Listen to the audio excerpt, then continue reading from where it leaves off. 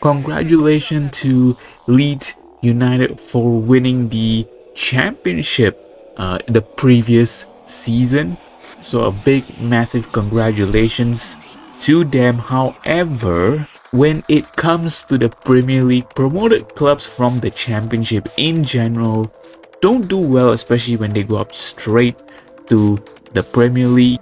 I mean, look at the promoted sides from the last season in the Premier League and what happened to them. I mean, the less said about them, the better, I guess.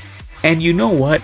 I want to take over Leeds United to change this yo-yo club mentality of the championship and just Leeds United as in general, because Leeds United, whenever they seem to go up, a few years later or maybe even the next season on, they just come back down, and I will not stand for that. I want to change that, because when I grew up watching Leeds United, they had some of the more recognizable, even better players. So I want to restore that glory and even take them to new heights that they have never reached before.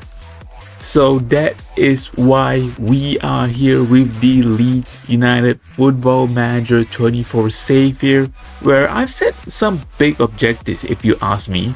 So for the Leeds United season, we need to survive, first of all, survive the Premier League. Within 3 seasons, we need to qualify for any European competition, whether it be Conference League, Europa League, even Champions League. As long as we get qualification for one of them, we'll tick off that objective. But within 5 seasons, we need to do the big one. Either the Premier League or the Champions League, we need to win them. Alright, let's take a look at the squad that we are going to be starting off with here with Leeds United. Alright, and here we are, season number 1. I've sort of done some tactics and looked around some players here and there. And yeah, so far I would say this is an okay side for the Premier League. I'm not going to lie, it's definitely going to be at the lower end. We're probably going to struggle and fight for relegation.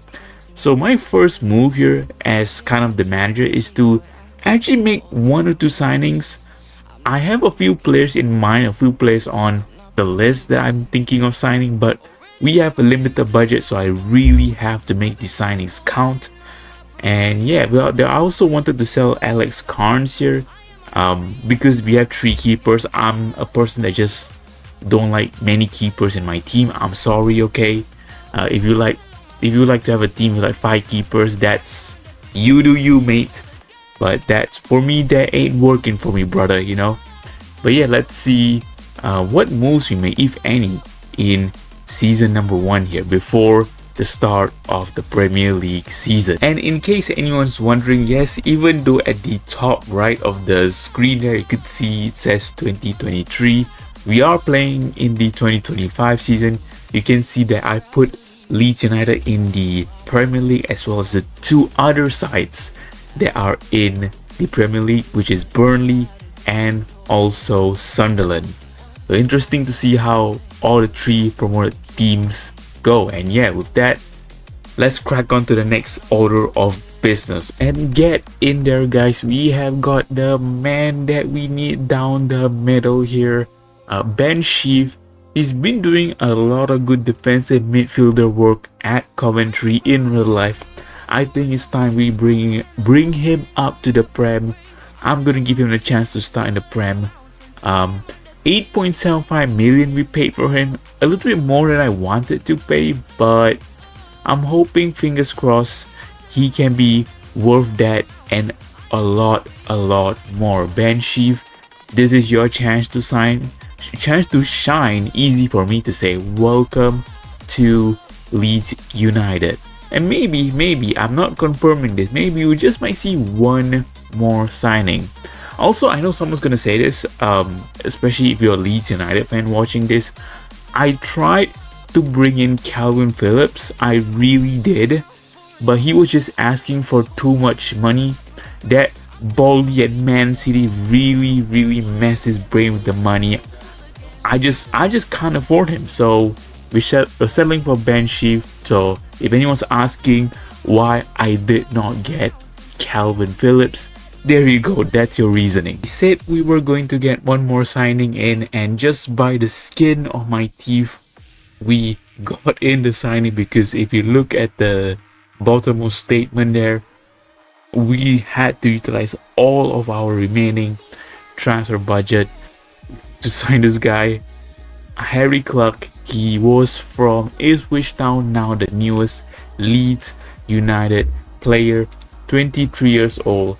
He will be a good right back option for us. And not only that, he was formerly, before joining Ipswich, he was from my favorite club, the Arsenal. So that is some sentimental value there for me as well. So yeah, 6.25 million. Welcome to the club, Harry Clark. Okay, here we are, end of the season results. Starting off with the cup competitions, let's go on to the FA Cup first, where we see a final between Liverpool and Brentford, which was won by Liverpool. We actually made it quite far in that competition, I think at least. We made it to the quarterfinals, where we were knocked out, unfortunately, by Man City. However, the big one is, somehow, someway, we have won the energy drink cup here. Come on, put that on a shirt, put that Carabao sponsor on a shirt. We have won the Carabao Cup. Also, just putting it out there, Prime Barclays is back with that final result, by the way. We beat Leeds 3-2 overall. Let me see actually who we faced here to get to that far. Third round, we faced Leicester. We beat them 4-1 here. Fourth round, we defeated Stockport County, which is an interesting opponent to face in the fourth round. In the quarterfinal, we defeated my Arsenal as well. Holy hell, look at this final four, by the way. Brighton, Wolves, Chelsea, and Leeds. Full on Prime Barclays. And we defeated Brighton in the semi-final.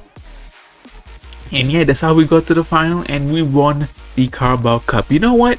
I'm taking it. I am. And you know what? That also means that we can add not only the Carabao Cup to the trophy cabinet, but that also means we have already satisfied one of our goals, which is to qualify for European competition. Because I believe a Carabao Cup would at least get its Conference League. I guess it also depends on where we finish in the league. You know what? You know what? This is fine. This is all fine. Brentford as well, finishing 7. Shouts out to them. They also made the final, as you saw earlier. Yeah, great to get some European competition. We finished 5th overall. Can I say that is actually amazing? I think what really made us finish 5th is we only had 4 draws the entire season, which, you know, looking at 13 losses seems like a lot of losses, but I think we really converted a lot of the draws into wins. So at that additional point really adds up, and really, I just also realized, I'm looking at the points now, we were only 2 points of Champions League if you think about it. So I'm particularly happy with this season, but I'm not going to take things for granted. I don't want the fall off to come. This also confirms that I believe we're playing Europa League, so we had to buy players for that. Maybe you could qualify from the Champions League from there. The thing is, we have options, and this is our good start to life at Leeds United. You know what? In the meantime, since I'm in the mood, let's take a look at the other European competitions before moving on to season number 2. The Conference League was won in dominant fashion by Besiktas, and in the Europa League, I don't know how this happened. I don't know how Arsenal was in the Europa League. I am a little bit weirded out about this. Oh, I guess, okay, because this is still the old format, so that's why they can drop from Champions to Europa League. Anyways, Villa wins the Europa League, and in the Champions League, this is not based on current year, but PSG did defeat Inter in the game 1 year before it happened, but same outcome anyways. Actually, I always forget to do this, but before we head on to season number 2, actually, let's take a look at some of the key players from season number 1. I think if you look at the goals column, one person really stands out in terms of number of goals scored, and that is Brandon Aronson. 14 goals for him. in 21 matches as well, 21 appearances. I mean, 18 of them were off the bench, so that means he made a lot of appearances anyway. But still, 14 goals, 6 assists, very, very much appreciated. Joel Pirot as well, 15 goals, 6 assists. That's what that boy does. He's a striker anyway, so let's go. I think one more person that I'd like to shout out is the new signing. Where is he? Harry Clark, 8 assists as a right back. You know what? I see you, you know. I think usually at the end of the game, Football Manager gives a review of your players. Apparently, the board is really high on this player, and you know what? I signed him. He's a player that I signed, and you guys can't say I don't know talent anymore, because holy hell, we might have discovered a hidden gem here. Welcome to season number 2, where we start off with 2 big signings for the club.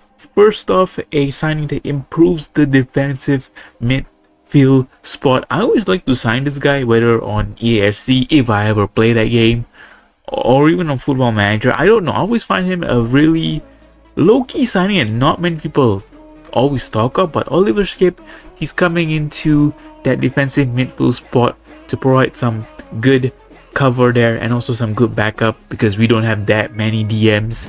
So welcome to the club, Oliver Skip, for maybe a little bit of a high price, but 14.75 million we have paid for him, and 15.25 will be deducted from our transfer budget. But we have one more signing, and yes, one more signing into the club. I tried to get this guy last year. Unfortunately, we just didn't have the funds last year, but this year we have it. We need some good quality fullbacks, and we got someone who can play both left back and right back here. There you see it. It is DJ Spencer. That is how you say his name. I don't care if anyone tells me otherwise. We brought him in from Fulham. He was at Fulham last year, and he comes in for a fee of 17.5 million, which I think is good, you know, if he develops well. So welcome to the club to these 2 players. I don't know if we will be signing anyone else, but if I do, I'll bring all back in. So we bring some players into the club, and we're taking some players out of the club as well, mainly because they are, no offense to them, but they are kind of holding us back a little bit, because we can only register like 25 players. So if we bring in players, we're gonna bring out some players to meet that, you know, limit. And Sam Byram, he was a decent kind of player last season.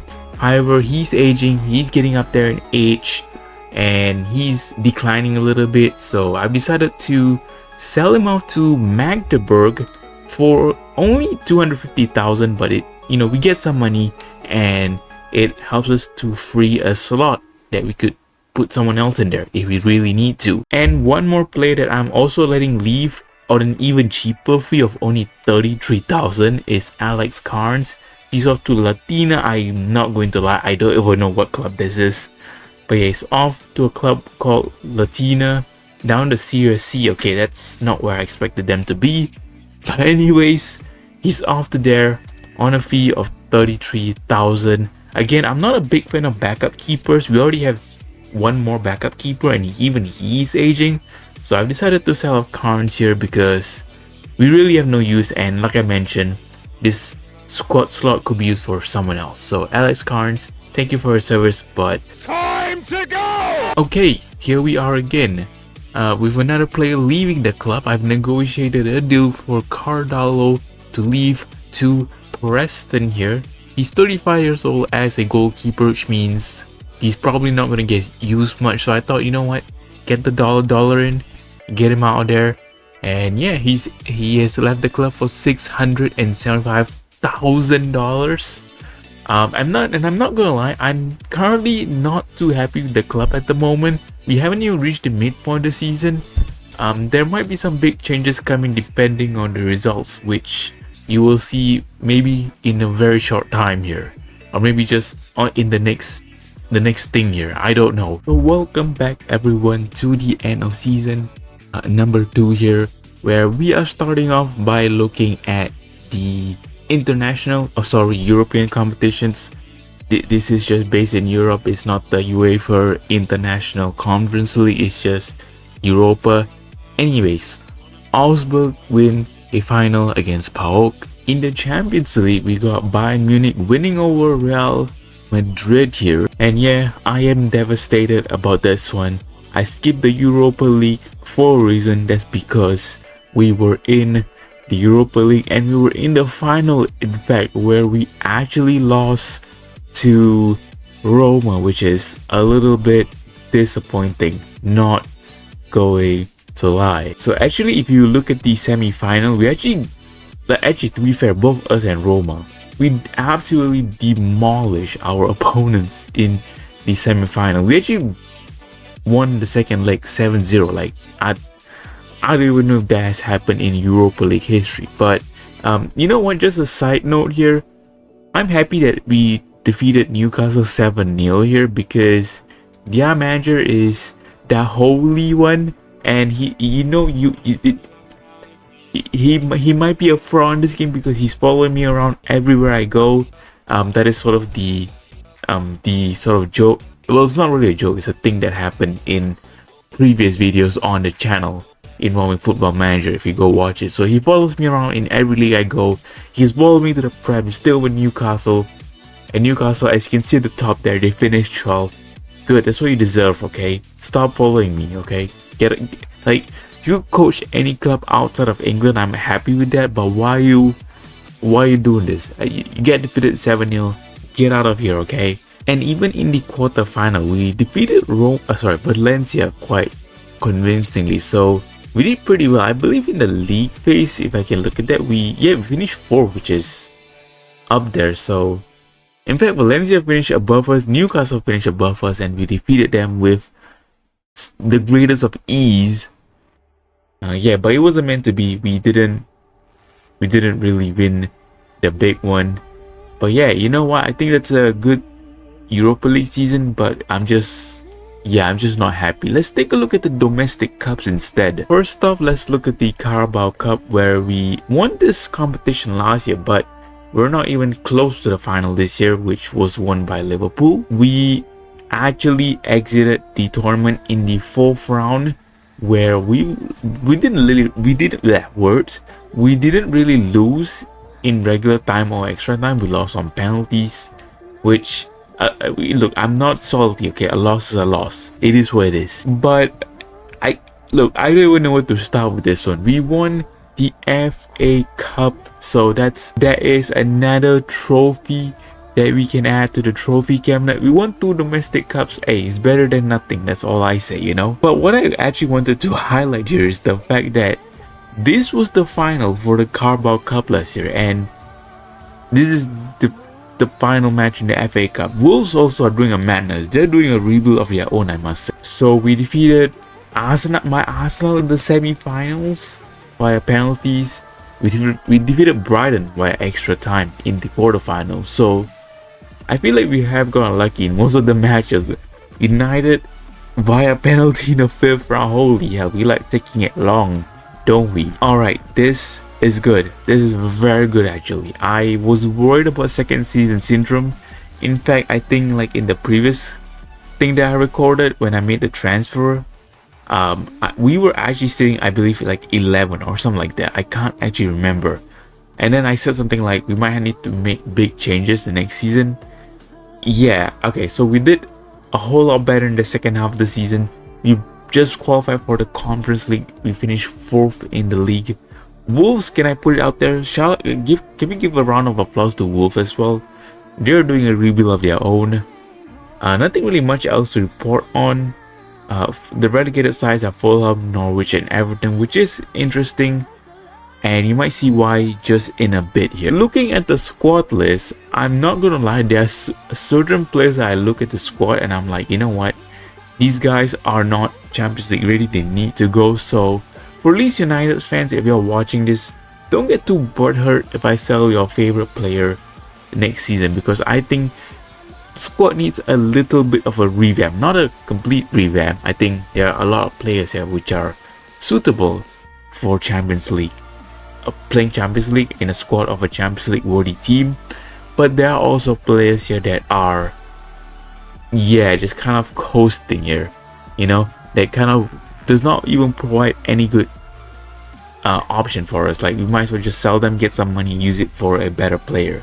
But before we leave season number 2, let's give a quick shout out to some of the stars of season number 2. Wilfred Nonto, he started out the season very, you know, very kind of in a down position, but he managed to pick up steam, picking up 14 goals, so that's always a great thing. Daniel James being player of the match for 5 matches, 12 goals, 5 assists, also not too bad.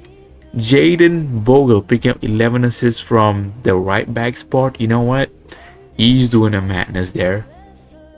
One person that I'm sort of disappointed in is, if I can find him, is DJ Spencer. I mean, 5 goals, 5 assists is not horrible, but I expected him to be a little bit better, not going to lie. Although, you know, I'm not holding him against it. I was like expecting a little bit more.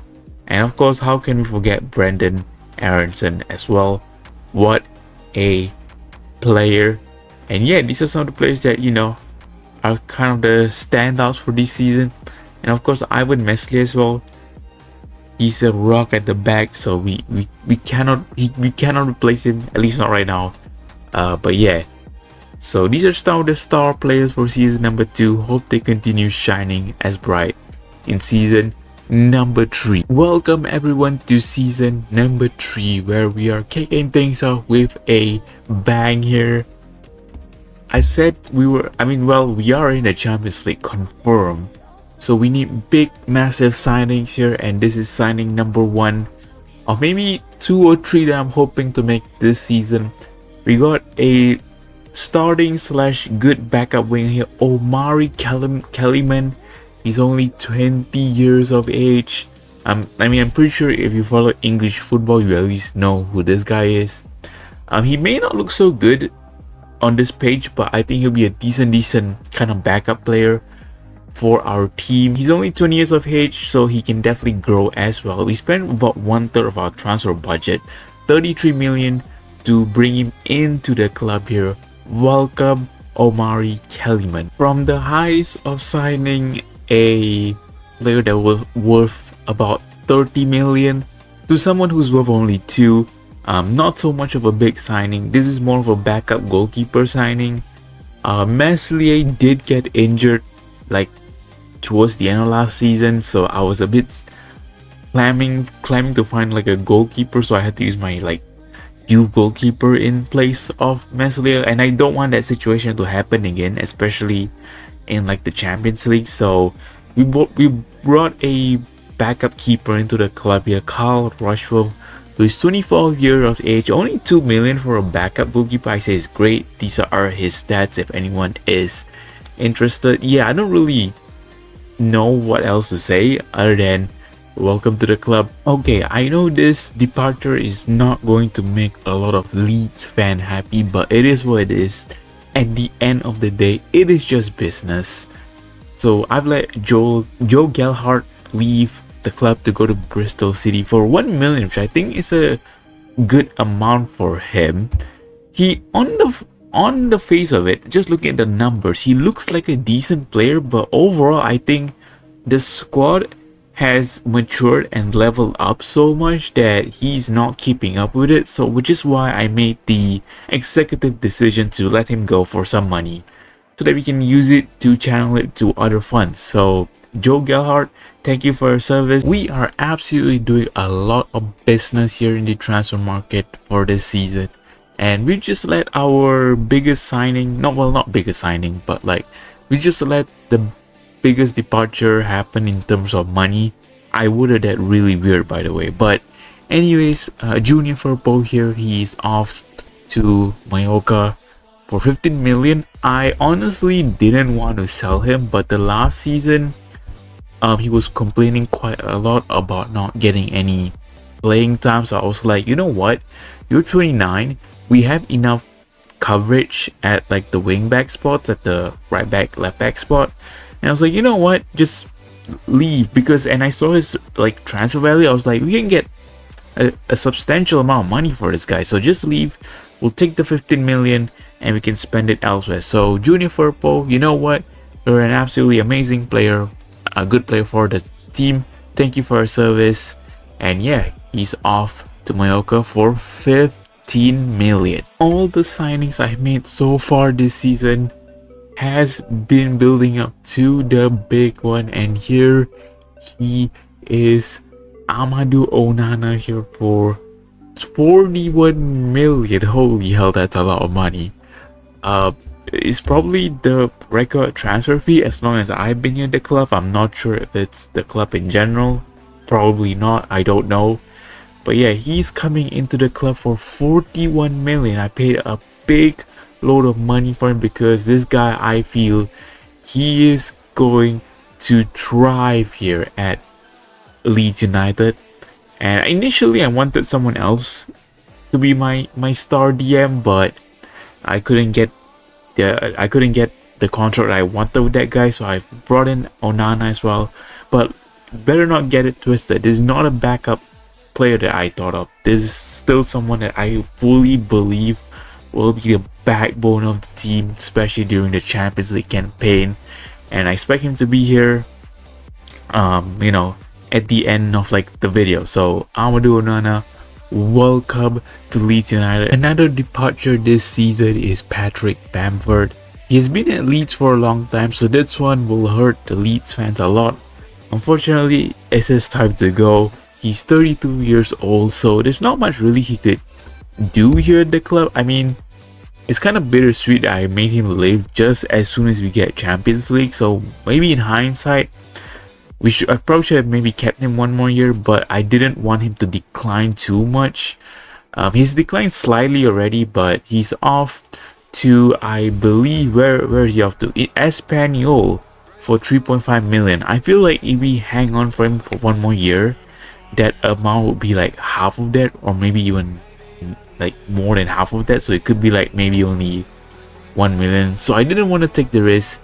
I will happily take the 3.5 million. Patrick Bamford, thank you for your service. We have reached the end of the third season, so let's quickly take a look at the results of all the competitions, starting with the domestic cup, where in the Carabao Cup we were not in the final. In fact, it was won by United. We lost in the fourth round actually to my Arsenal, who didn't even go into the final, so that was a waste. Oh my goodness, no, they lost. They lost. Okay, so for full disclosure here, what happened was, you can probably tell Carlisle made the final of the FA Cup and they lost to Liverpool in extra time. In extra time, no less, no way. So the reason why this happened was because in the semi-final, we were actually in the semi-final and I saw we were going up against Carlisle. I was like, okay, you know what, I can afford to lose this one. And I did. I started like the under 18s. I started mixing players around, screwing around with tactics and all that, until we actually let Carlisle win.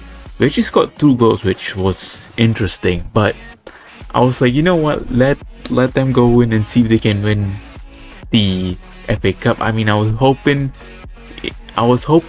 that could happen, but of course, damn it, Liverpool, you know. But hey, Carlisle United is a League 2 side, by the way. They're in League 2 and they went to the final. So proud, you know, all the congrats go to them in my opinion. But yeah, we made it to the semi-final of this competition. Unfortunately, in the league, we did not satisfy our winning criteria for this season.